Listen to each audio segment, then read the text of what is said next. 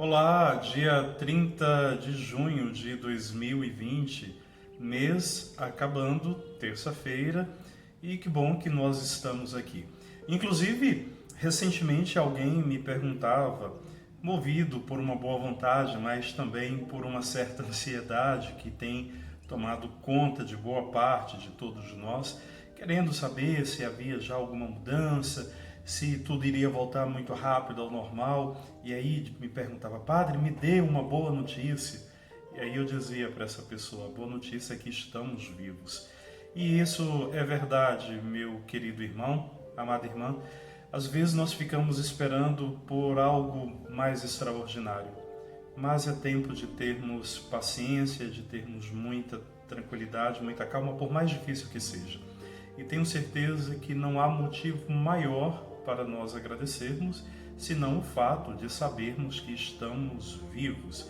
Muito obrigado, você que está inscrito em nosso canal, Fábio, Eduardo, você que ainda não se inscreveu, vai agora, ó, embaixo, se inscreva, acione aquele sininho, coloque lá o seu comentário, o seu joinha. Muito obrigado por estar todos os dias aqui junto comigo.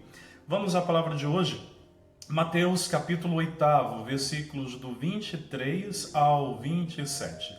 Mateus capítulo 8, versículos do 23 ao 27. Levantando-se, ameaçou os ventos e o mar e fez-se uma grande calmaria. O texto bíblico de hoje, conhecido de todos nós, e sobretudo esse texto ficou muito marcado nos últimos meses. Assim, diante desse cenário da pandemia, o Papa Francisco deu a sua bênção ao Urbi et Orbi, lá do Vaticano, se recorda, e naquela tarde o texto bíblico utilizado pelo nosso querido Papa Francisco foi exatamente esse que agora nós iremos proclamar. Em que consiste, queridos, acreditar no Senhor? Qual é o tempo de Deus? Como diante das turbulências, das tribulações, como entendermos a hora certa de realmente entendermos que o Senhor vai agir ou que está agindo? Ou será que existe algum momento que de fato Deus está distante daquilo que nós esperamos? Será que Deus está distante, melhor dizendo, da nossa dor, da nossa angústia? Pois bem, vamos ao texto bíblico de hoje, pois essa palavra também convida todos os discípulos a resistir, mesmo diante das tempestades.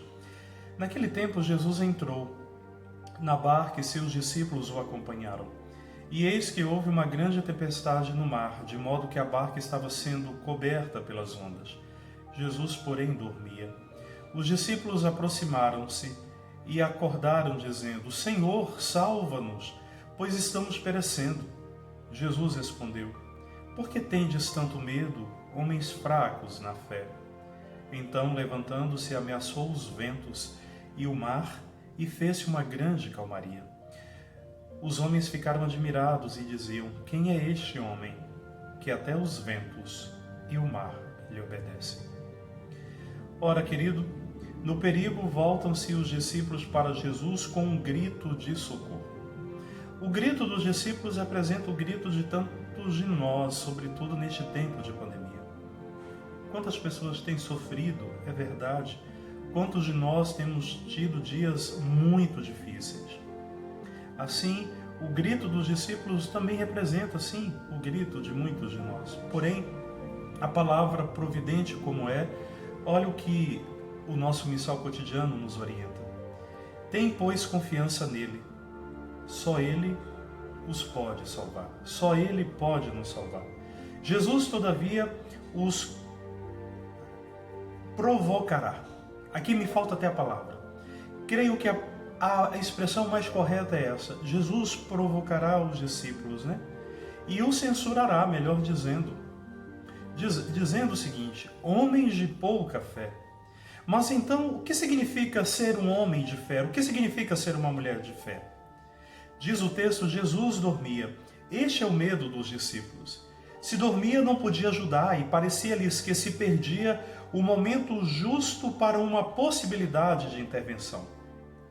Acontece que o Senhor conhece o momento justo, Deus sabe a hora. Porém, nós muitas vezes, no auge da nossa arrogância ou até mesmo do nosso medo, a gente diz: por que Deus não intervém? Por que o Senhor não faz isso? Ou até mesmo usamos a seguinte expressão: por que o Senhor permite uma desgraça na nossa vida? São manifestações da nossa pouca fé. Queremos sugerir a Deus o tempo e o modo de intervir em nossa vida, na vida do mundo. Na realidade, é difícil muitas vezes compreender por que acontecem certos fatos, mas o cristão sabe que Deus o vê e nele confia. Deus não fica inerte e nós também não. Por isso, tem que ter o nosso esforço, tem que ter a nossa oração, porque acima de tudo, nós temos grande esperança, pois nós confiamos na ação de Deus. Que assim seja, certos de que nessa tempestade que nós estamos passando, o Senhor tem agido e como sempre Ele age na hora certa. Cabe a nós clamar, fazer a nossa parte e confiar, porque o Senhor, Ele acalma a nossa tempestade e Ele se importa conosco. Paz e bem para você.